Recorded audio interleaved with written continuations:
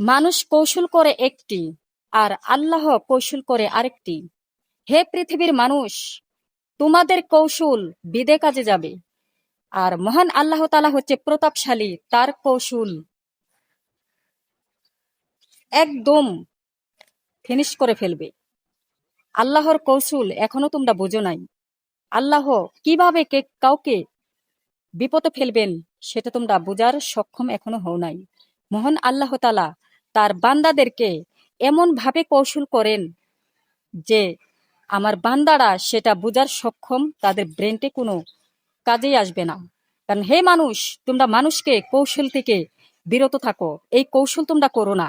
আল্লাহর কৌশল হয়েছে বড়ই চমৎকার, বড়ই শক্তিশালী, কারণ প্রতাপশালী মহান আল্লাহ তাআলা।